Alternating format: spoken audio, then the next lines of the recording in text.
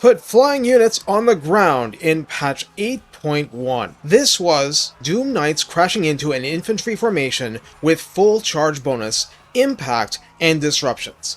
What I'm going to tell you is why this works, and why you should be doing it with virtually every flyer in the game capable of landing, as in not thunder barges, if you can get away with it. And the edge cases are very sexy. First, when you right-click on a ground unit from the air, the power glide you've been seeing since the first game is not a charge. That's the thing I didn't understand for the longest time. It's not just lack of a charging animation, it's not a charge at all. But why isn't it a charge? To be a valid charge, it must be in the same state as the enemy, which usually means grounded. It must be at least 15 meters from the target. It must not be. This is mostly a dilemma for punishing ground targets. Here, you need to land in order to achieve a charging state. I first saw this years ago with Luther Harkon retargeting once already engaged in melee on the ground, but I didn't fully understand it. I was more confirmed when I saw Longma Riders doing it. Now, with extra research, I can apply this more broadly because, let me reiterate, if the units aren't in the same state, it is not a charge. And if it's not a charge, your charge bonus doesn't begin. And if you're not getting charge bonus, you've killed off the whole point of entire unit categories. There is no 15-second timer, there's simply no goodness at all. And that's bad, so let's fix that.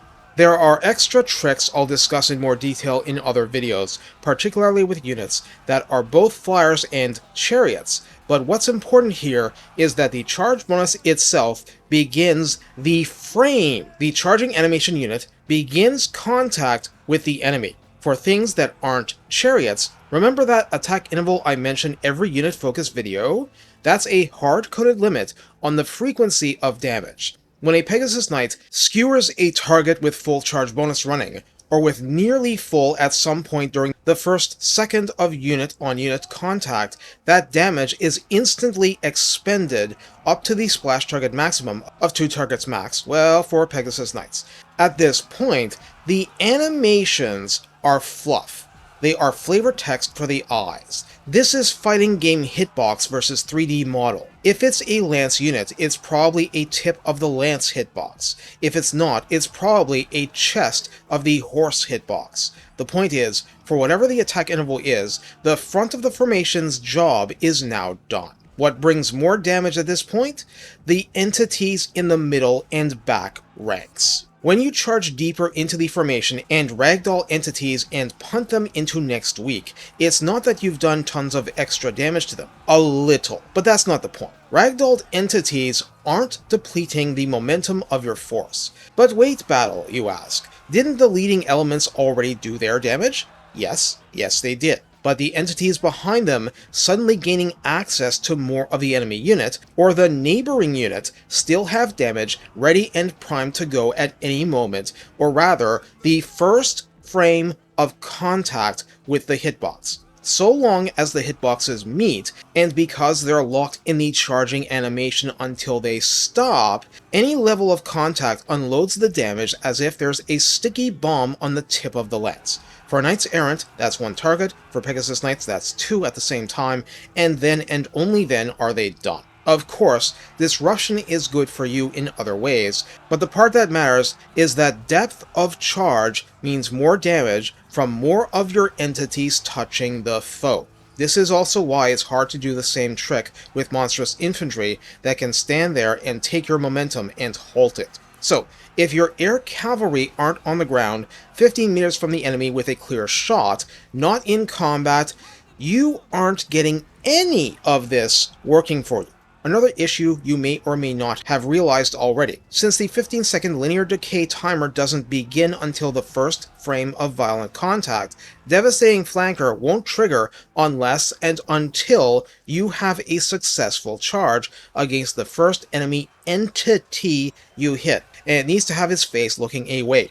Frontal arc is a hard-coded 120-degree cone, apparently. Anything outside that, and you will trigger Devastating Flanker. So yeah, what about Chaos Furies of Slaanesh? As I said, if they're not on the ground against a ground target, it is not a charge. And if it's not a charge, there is no charge bonus to double. This is why the unit has felt so awful to you for years. And thus, we know how to change that. Get it on the ground, I mean if you can, and do a clean charge and voila! This principle absolutely holds true with harpies, blood vultures, and so forth, and I'm outright giddy over this discovery. So what about monsters? A lot of flying monsters are absolutely built around ferocious charges, although they don't have the couched lance animations that actual cavalry do. So that's an important difference. And it's not just a feature you can get them on the ground, it's mandatory for making them hit hard. The Great Moonbird is one I've covered anew rather recently. Great Taurus or Bale Taurus monsters for a bull in the cafe shop? Absolutely the same thing. Karl Franz on Deathclaw? Absolutely. As in, I've been having his purported air charges hit like a wet noodle since the first game launched, and this realization has made me annoyed, like I'm Thorgrim writing down a new grudge. Let me demonstrate with a variety of monsters so you get the impact of the change.